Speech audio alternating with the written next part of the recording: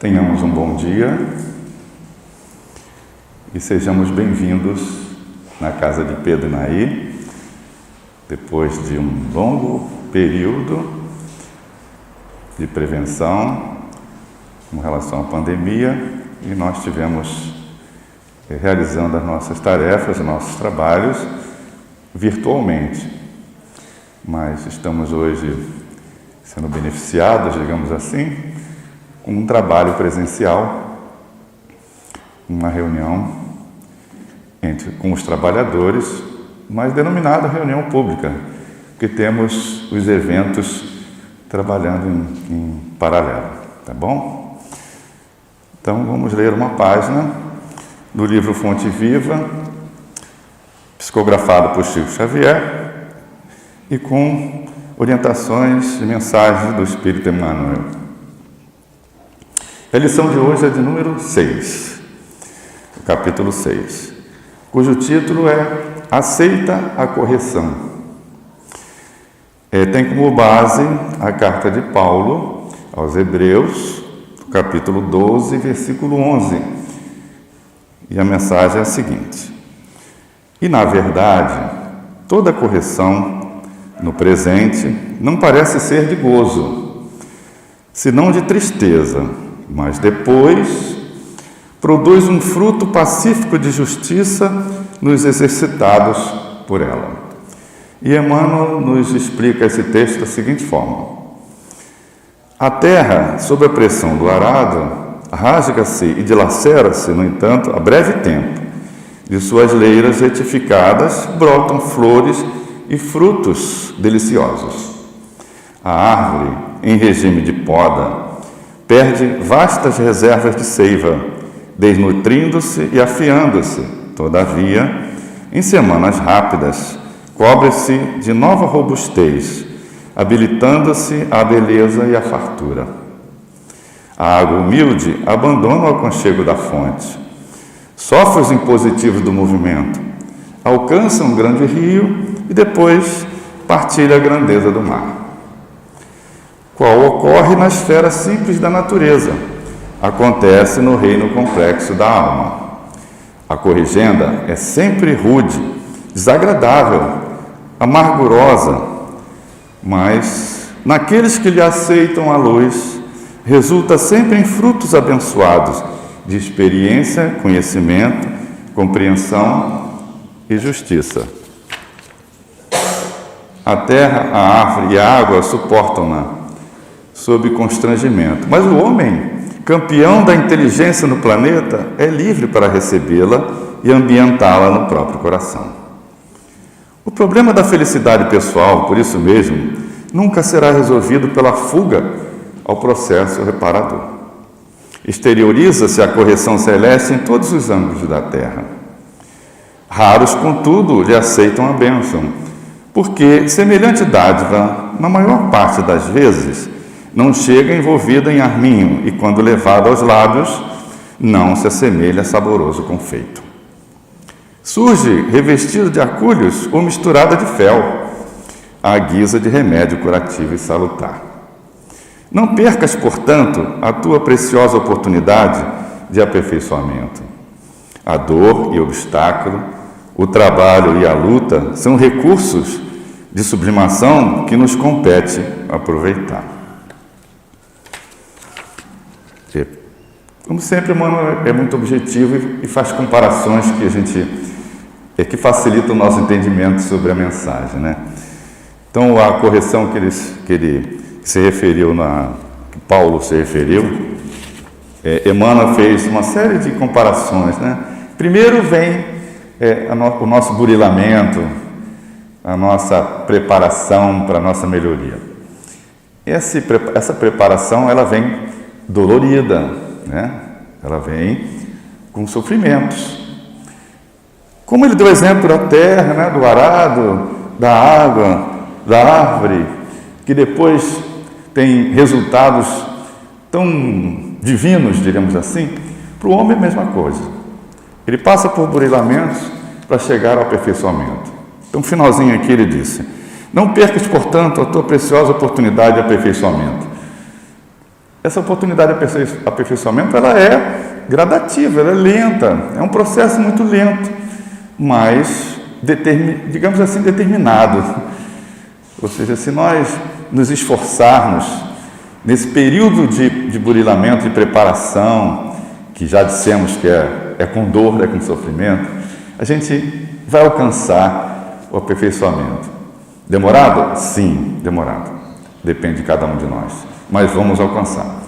Essa foi a promessa que Jesus fez e que Deus quer de todos nós, é que alcancemos realmente a perfeição e felicidade, né? Através disso, como consequência, a nossa felicidade é o que nós buscamos sempre na Terra.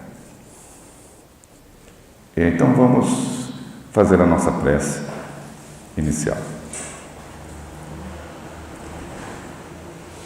Amado Jesus, aqui estamos, Senhor, nos reunindo, doando a nossa dedicação, o nosso bem-querer para todos que aqui estão, mas também, Senhor, para aqueles que estão em nossos pensamentos, familiares ou não, amigos ou não, nós dedicamos o nosso amor, Senhor. E com a ajuda desses divinos amigos da Casa Nair Montes, a quem muito temos a agradecer, com essa ajuda nós conseguiremos alcançar um futuro melhor para todos que estão no planeta, aqueles encarnados ou na psicosfera mais próxima do nosso planeta. Que todos sejam abençoados por Deus, nosso Pai, e com o nosso Jesus, o nosso guia, modelo de luz e de amor, nós podemos nos melhorar e continuar a nossa caminhada firme e determinada a ultrapassar todas as montanhas de dificuldades. Se conosco, Senhor, abençoe nosso encontro de hoje, abençoe nossa irmã Mercedes, que trará o nosso tema de hoje sobre fé, abençoe a nossa irmã Elane e a nossa irmã Débora, que trarão as mensagens do plano espiritual. Que assim seja, graças a Deus. Então, mais uma vez, bom dia a todos. A paz de Jesus seja em nossos corações. É com muita alegria que nós estamos abrindo as portas da casa para os trabalhadores, para nos reunirmos, para podermos juntos refletirmos sobre essa doutrina maravilhosa que nos consola, conforta e nos leva adiante, que é a doutrina espírita. E o tema que nos foi proposto hoje é um tema providencial, que é a fé com obras. E há, sim, um desafio que diz recomeçar. Fé e obras. Não dá para falar de fé e obras e não falar de Jesus. E Jesus era o homem da fé e da obra. E em todos os seus momentos, em todas as suas ações em nossa terra, ele foi um homem de obras. E nos deu exemplos dessas obras. Há uma passagem em que ele, para responder uma pergunta a um fariseu, conta-nos uma história que nós já conhecemos, mas que vale a pena trazer.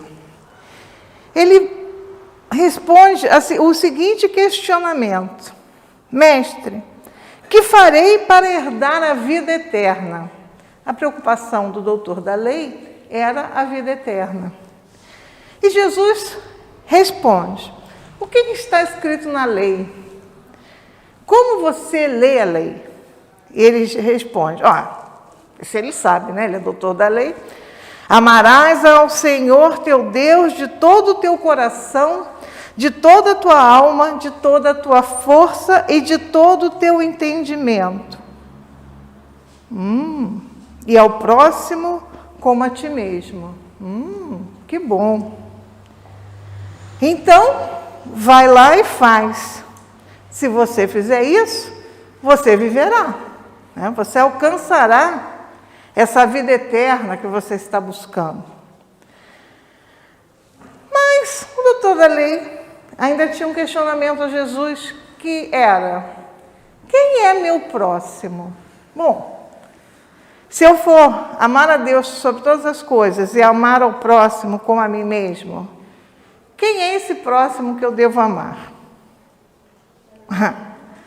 Aí Jesus diz a ele: um homem descia de Jerusalém a Jericó e caiu nas mãos de salteadores, que depois de o despirem e espancarem, se retiraram, deixando-o quase morto. Por uma coincidência, descia por aquele caminho um sacerdote. Quando o viu, passou a largo, passou longe. Devem ter salteadores por aqui. Do mesmo modo, também um levita, chegando ao seu lugar e vendo, passou ao longe. Não posso parar, esse homem está impuro, e seguiu. Um samaritano, que era considerado um excluído daquele povo, que também ia de viagem, aproximou-se do homem e, vendo seu estado, teve compaixão dele. Chegando-lhe, atou-lhe as feridas, deitando nelas azeite e vinho, pondo sobre o seu animal e levou-o a uma hospedaria que sabia que havia naquele caminho. No dia seguinte, deu 2 denários ao hospedeiro e disse: trata dele. E o que você gastar a mais, no retorno da minha viagem eu lhe pago. Jesus vira o doutor da lei e pergunta: qual destes 3 te parece ter sido o próximo daquele que caiu nas mãos dos salteadores?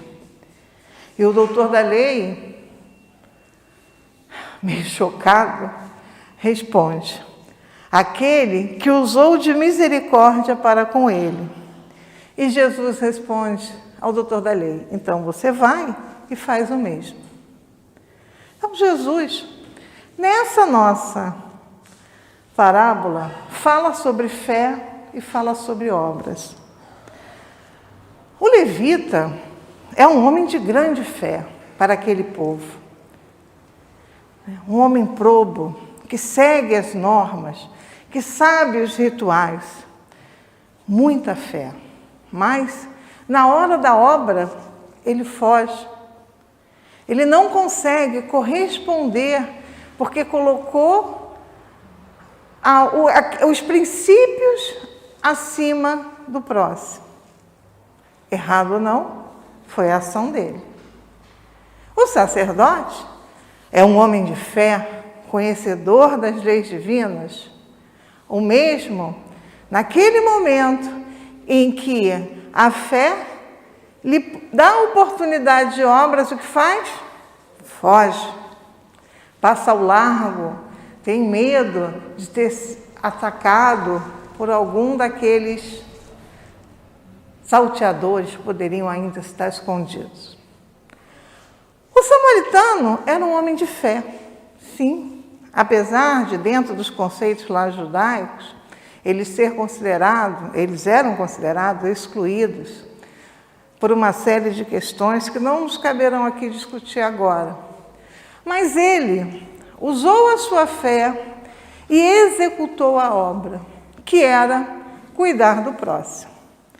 Então, a primeira questão que nós deveremos pensar sobre quando falamos de fé é o que nós entendemos por fé. Ora, a fé, pela palavra, vem da origem latina fides, que significa fidelidade.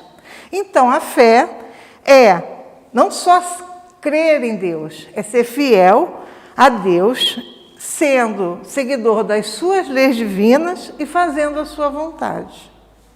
Bacana isso, né? Mais fácil falar do que fazer. Porque quando eu pergunto assim, você tem fé? Normalmente você vai me responder, tenho.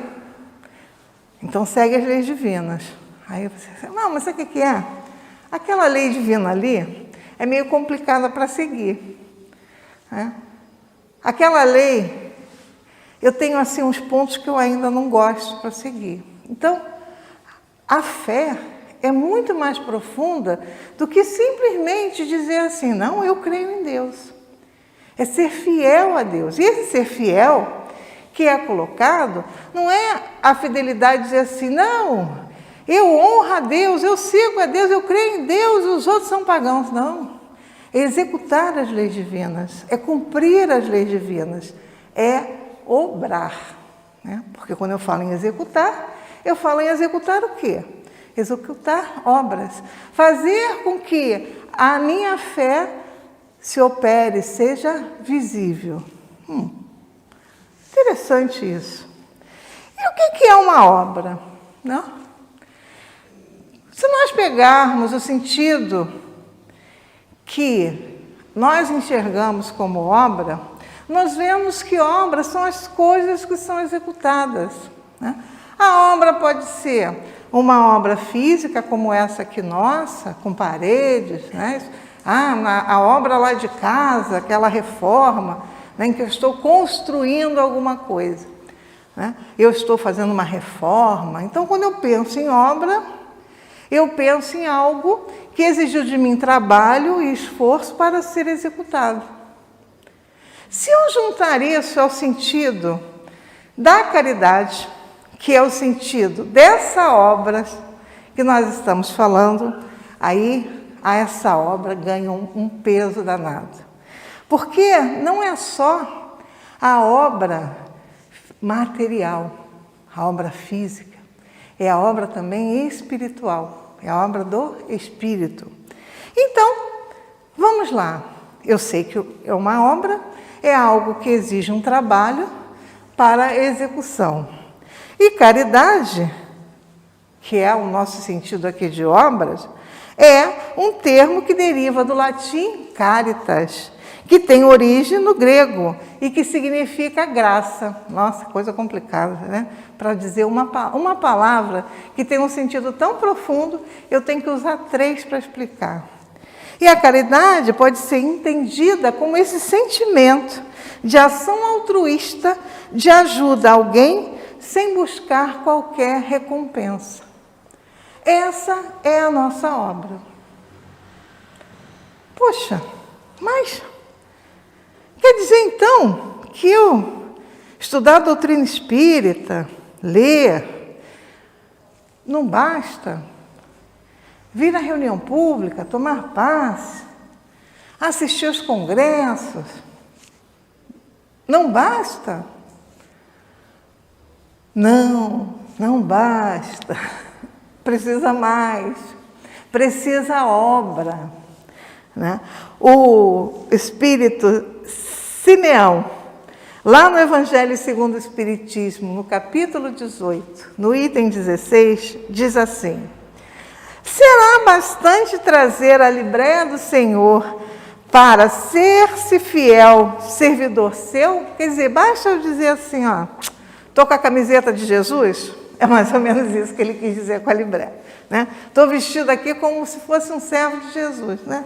Basta dizer fazer isso para dizer que eu sou servidor de Jesus, um seguidor seu? Ele fala, bastará dizer, porque ele vai mais longe, sou cristão para que alguém seja um seguidor do Cristo? Eu sou cristão. E daí? Minha pergunta próxima é, você é um cristão? E daí? E daí o que você faz? E daí você é um cristão? Quais são as suas obras? E daí você é um cristão? E como está sendo a sua vida? Que é o que o Espírito pergunta. Procurai os verdadeiros cristãos e os reconhecereis pelas suas obras. Então não basta a fé. Não basta o conhecimento da doutrina, o aprofundamento, saber onde estão as perguntas, saber o Evangelho. Eu preciso vivenciar. Eu preciso da ação. Eu preciso ser reconhecido pelas minhas ações como cristão. Não, aquela pessoa ali, ela segue os princípios de Jesus. Como é que você sabe? Olha como ela age. Olha o que é que ela faz. Olha quais são as ações que você vê na vida dela. Olha como é que ela se comporta diante das dificuldades. Olha como é que ela age com aquele irmão dela, com aquele esposo, ou como ela age com aquela esposa, né, com aquela mãe, com aquele pai. Está vendo? Aquela pessoa pode ser designada como um cristão. E o espírita cristão, que nós somos espíritas cristãos, mais do que nunca precisa olhar-se e perguntar-se se está servindo e seguindo a Jesus apenas na palavra ou se está buscando as ações na sua vida de forma a ser realmente reconhecido como um espírita cristão. Bom, aí parece mais complicado, né? Porque aí eu escuto as pessoas falando assim: estou tentando ser espírita. Eu não sou espírita, não, estou tentando. Não, eu sou espírita, gente. O que eu estou tentando é melhorar. Mas que eu tenho convicção, certeza, clareza que eu sou espírita, eu tenho. Eu sou espírita. Isso é muito importante. Eu me reconheço como espírita cristão. Agora, para levar esse título, como diz Emmanuel, espírita seja o nome do teu nome, né? Seja o teu sobrenome, eu preciso melhorar. Eu preciso deixar de ser aquela pessoa egoísta que eu sou, aquela pessoa orgulhosa, que não leva desaforo para casa.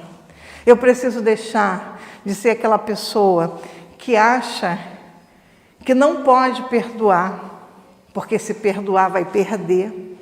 É porque a gente associa a palavra perdão à perda. Não, uma coisa não tem a ver com outra. Mas toda vez que a gente fala em perdoar, eu escuto a pessoa falando assim: mas eu não vou me rebaixar, porque aí ela acha que vai perder alguma coisa. Então, eu preciso me reconhecer como espírita cristão e aprender a perdoar. Isso é uma obra. Melhorar o meu caráter é uma obra. Olhar, velar pelos meus pais é uma obra. É um dever, mas não deixa de ser uma obra.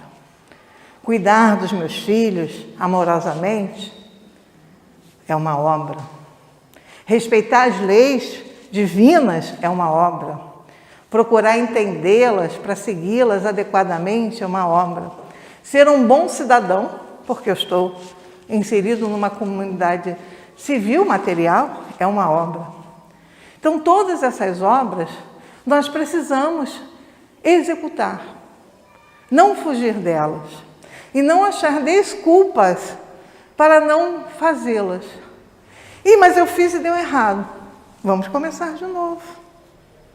Porque senão, nós vamos para outra parábola de Jesus, que é aquela do Senhor, que ao viajar, distribui talentos pelos seus servos.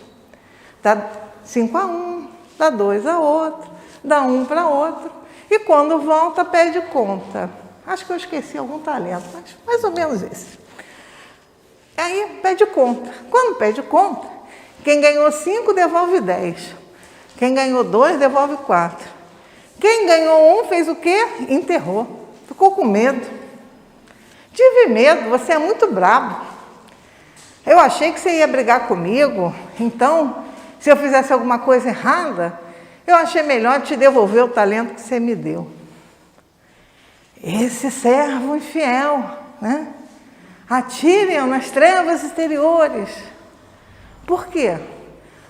Você recebeu um talento e você não fez nada com ele. Você não executou nada, porque você podia ter feito um monte de coisa. Você fala assim: mestre, olha só, senhor, eu fui lá, tentei comprar aquela plantação ali, mas teve uma geada, aí matou tudo. Perdi, mas eu plantei. Eu falei assim: tudo bem, você executou uma obra, você fez alguma coisa, mas não ter feito nada, ter devolvido intacto. O talento que você recebeu não foi bom. Então, Jesus nos convoca e nos lembra que nós seremos cobrados por aquilo que executamos com os talentos que recebemos. Aí algumas pessoas falam assim, mas eu não recebi nada. Eu sou uma pessoa mediana, eu tenho muita dificuldade, eu sou pobre, né? Porque a gente associa a obra à riqueza, não sei porquê. Né? Mas a gente associa a quantidade. Né? Eu vou ser, como eu tenho muito dinheiro, eu sou rico, então eu vou poder fazer muito. Aí eu não tenho nada, então eu não posso fazer nada. Aí a gente vê muita gente que não tem nada fazendo muito, e muita gente que tem muito, perdendo muito tempo naquilo que tem e não fazendo nada. Então, na verdade, não é a quantidade do que eu tenho, é a forma como eu administro e utilizo aquilo que eu recebo. Tá bom, mas aí, dá para parar por aí? A gente já deu? Não. Tem mais duas coisinhas que eu queria lembrar aqui para a gente. Primeiro, no Livro dos Espíritos, Kardec pergunta, na questão 886, qual é o verdadeiro sentido da palavra caridade, como entendia Jesus. E a resposta é ótima, porque a resposta não diz assim, olha, você vai ali e constrói um prédio, você vai ali e doa, né, um monte de coisas materiais, e aí é assim que Jesus entende caridade. Eles dizem assim, benevolência para com todos, indulgência para com as imperfeições dos outros e perdão das ofensas. Nossa, não tem nada de material nesse sentido de caridade, nessas obras que Jesus entendia para que nós executássemos. E como é que nós ficamos? Bom, nós estamos num momento que realmente, para muitos de nós, é um momento complicado. Acho que para a humanidade inteira, disse alguns de nós, porque alguns estão sentindo mais de perto, outros um pouco mais. Não há um ser na humanidade, neste momento, que não esteja sofrendo, passando pelos efeitos da pandemia. Mais diretamente ou mais indiretamente. Independente dessa posição que nós estejamos, tenhamos sido afetados mais diretamente ou menos diretamente, todos nós estamos no momento sendo convidados a recomeçar, a voltar aos poucos com a prudência às nossas atividades externas. Mas eu dou exemplo da nossa casa. A nossa casa, ela não parou as suas obras. Ela se adaptou. E ela se adaptou dentro das condições que nos foram oferecidas. Nós pegamos os talentos que tínhamos. Quantos tens, né? Senhor, a multidão está lá fora. Eu estou com Jesus realmente. Senhor, a multidão está aí faminta. Jesus pergunta, o que tens? Ah, tem 5 pães, ou 4 peixes, ou 3 peixes e 5 pães. Nunca lembro a quantidade certa. Mas assim, eu tenho uns peixes, eu tenho uns pães. Traz aqui. E a partir disso que eu disse a Jesus que tinha, ele foi lá e fez um banquete. Quando Jesus pergunta o que nós temos, o que nós respondemos para ele? O que nós temos de nós, o que nós já construímos de nós, para que possa ser traduzido em obras, que possa ser trabalhado e virar realmente obras de verdade. Isso é importante. A nossa casa fez isso. O que nós temos? Nós temos um bando de gente doida, que mexe na internet, que aprendeu, que não entendia nada de transmissão, de comunicação, e sabe o que fez? Aprendeu. A gente aprendeu a ler, escrever, aprende qualquer coisa. Aprendeu a andar, falar, faz qualquer coisa. A gente aprende. E eu não aprendi, tive dificuldade. O outro vai e me ajuda. Ah, socorro! Caiu, derrubar, eu não sei o que fazer. Vamos lá. E a gente construiu. E enquanto isso, um grupo de irmãos também, que estavam com mais disponibilidade, continuaram o trabalho de distribuição de sopa na rua para a comunidade carente. Nós continuamos o nosso trabalho de distribuição de cestas, enfim. Nós usamos aquilo que tínhamos, aquelas nossas obras, os nossos recursos e multiplicamos. Não deixamos de mostrar as nossas obras e de executá-las.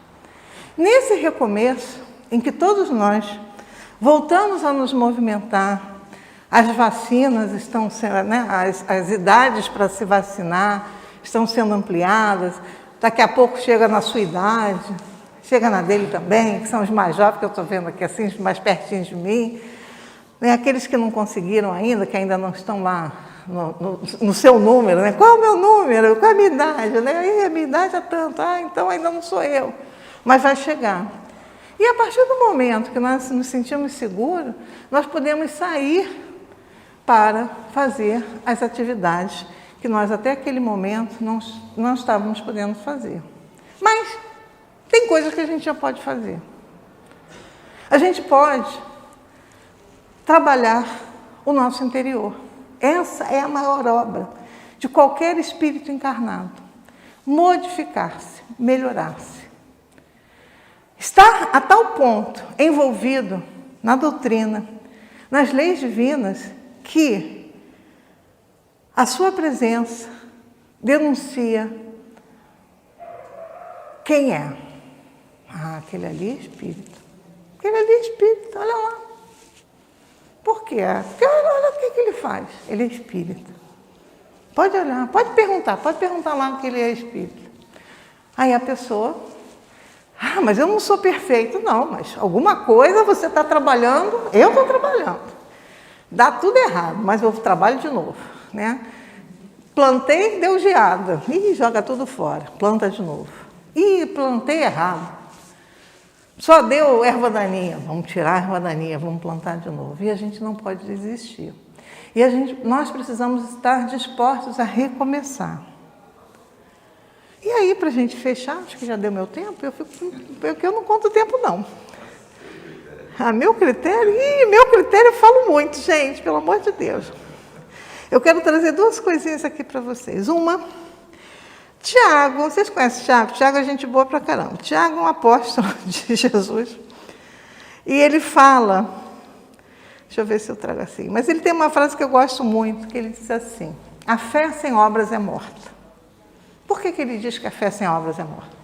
Porque não adianta você ter a fé e não fazer nada com ela. Aquilo que nós estamos falando até agora. E ele fala assim, porque ele não fica satisfeito só com essa frase. Ele fala assim: mostra-me a tua fé sem obras, e através das minhas obras eu te mostro a minha fé. Então, que nós possamos, na nossa fé operante, e eu vou dizer para vocês por que a fé operante, mostrar as obras que nós precisamos, que nós temos condições de executar. E aquelas que nós ainda não estamos preparados para executar, que nós possamos nos preparar. E aí eu trago para fechar, eu juro que é fechamento. Emmanuel, lógico, podia deixar de citar nosso amigo querido, só não vou saber o número, porque eu perdi, mas o texto é fácil. Ele fala sobre fé inoperante. Olha só, fé que não faz nada.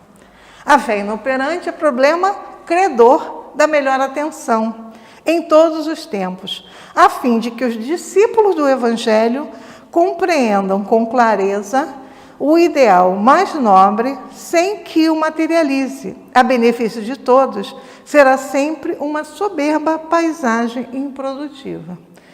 Ter fé e não fazer nada é como a figueira que secou. Não dava frutos. Uma figueira que não dá frutos, é a figueira que secou. É a fé inoperante.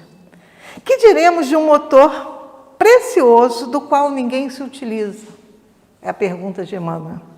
De uma fonte que não se movimente para fertilizar o campo.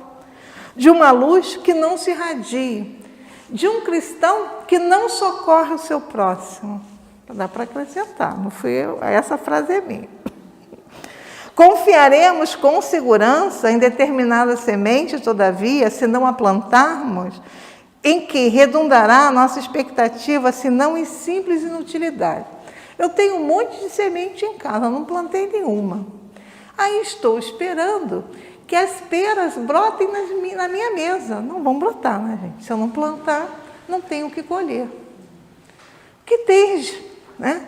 O que trazes de ti? O que você trouxe? O que você tem? A história dos peixes e dos pães. A crença religiosa é um meio. O apostolado, que é a obra, é o fim. A celeste confiança ilumina a inteligência para que a ação benéfica se estenda, improvisando por toda parte bênçãos de paz e alegria, engrandecimento e sublimação.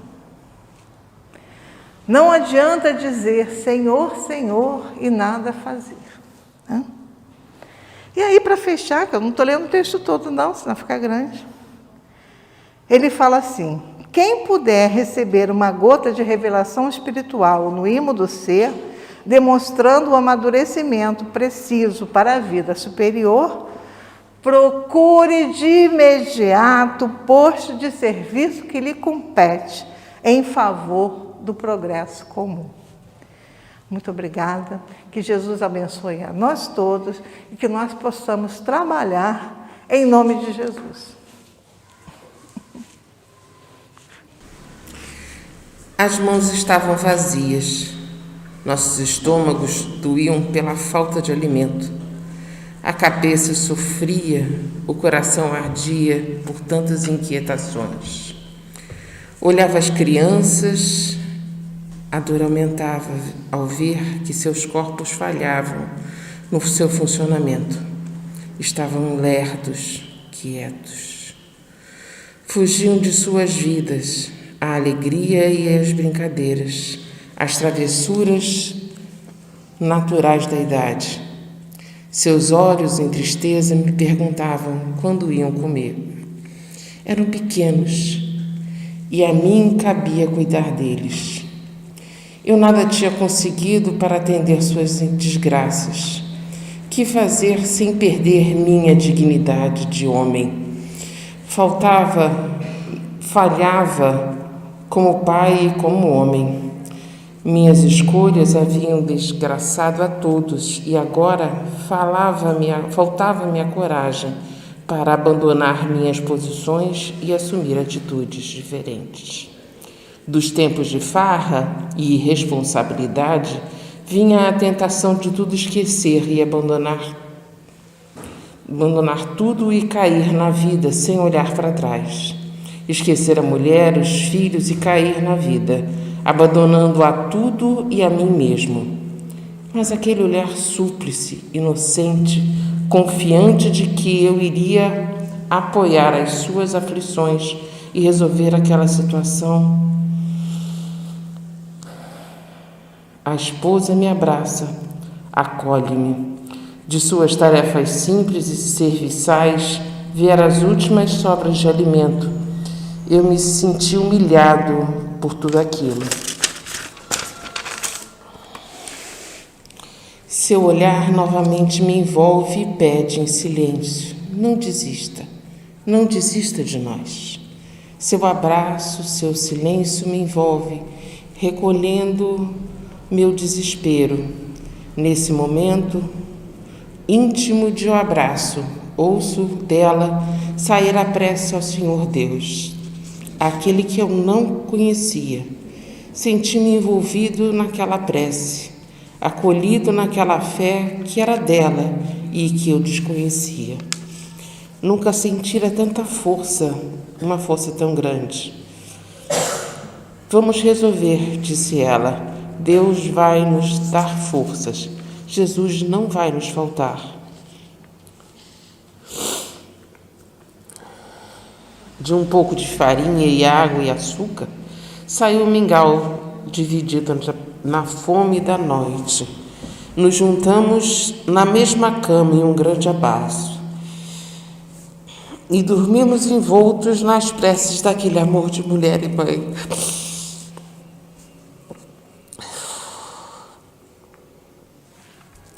O dia raiou e a vontade de resolver ali estava.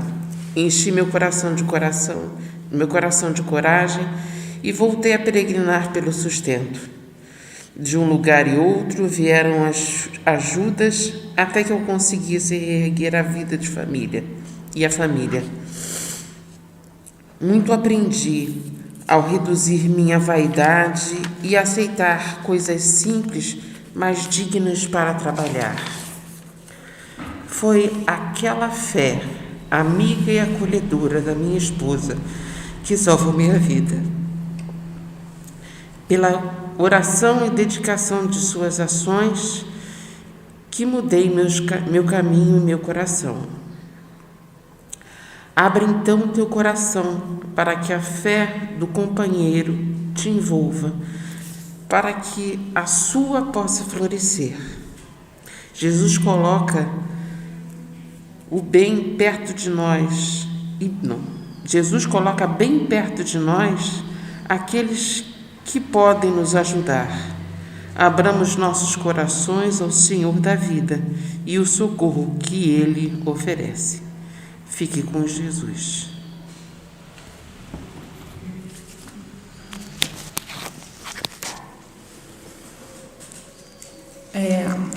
Essa psicografia, por mais que eu a tenha feito como psicografia, ela passa por uma vidência. Então, algumas vezes, em vez de ler, eu vou colocar o que foi visto. Que a paz do Mestre Jesus esteja em todos os corações.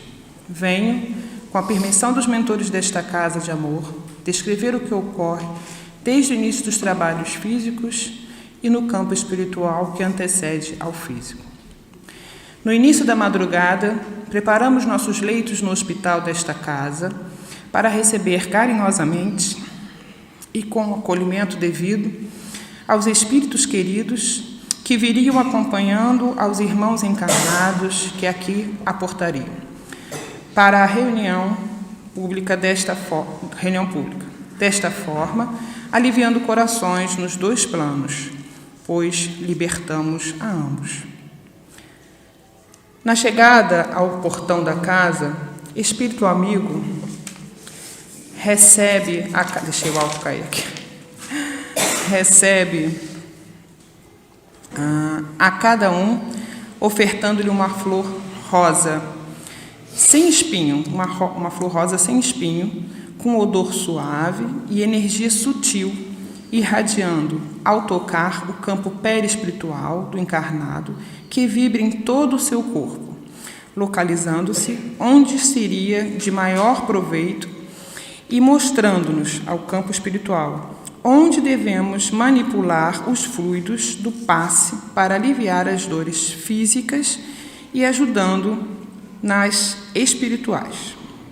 Ao entrar no salão, na livraria, na biblioteca ou nas salas, trabalhadores do corpo médico passam sonar em cada um através das suas vibrações que foram liberadas pelas rosas.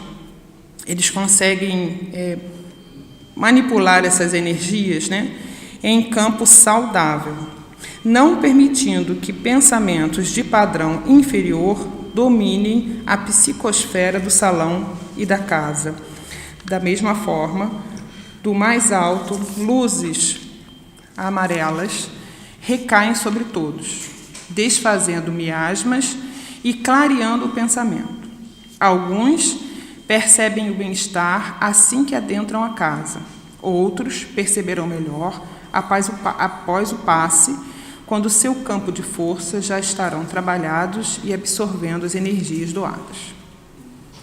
Os irmãos do plano espiritual, que vieram acompanhando os encarnados e ainda se encontram em meio à revolta e à mágoa, serão acolhidos sem perceberem e mantidos em campo de força para posteriormente serem atendidos nas reuniões mediúnicas, necessitando assim dos irmãos do campo físico a manutenção de seus pensamentos e atitudes colaborativas no bem, para não atraírem de retorno estes irmãos que não estão presos na instituição, mas sim convidados também a reformas, tendo livre-arbítrio do retorno.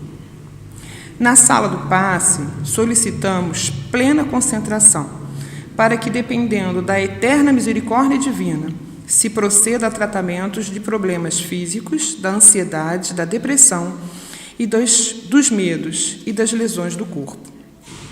Queridos irmãos, todos somos amparados pelo Pai Eterno.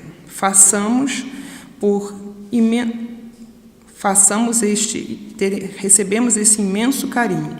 Façamos nossa parte, trabalhando não para mudar o outro, mas a si mesmo. Todos os instrumentos já lhe foram ensinados por Jesus. Façamos a transformação. O que depende de nós, seus mentores, abraçamos com imenso carinho a todos. E para finalizar nosso trabalho, todos saem desta casa carregando flores do campo, trazendo em seus fluidos energias como o do sol, refazedoras. Tenham fé para manter este potencial por muito tempo em suas vidas e espalhem para todos que encontrarem pelo caminho.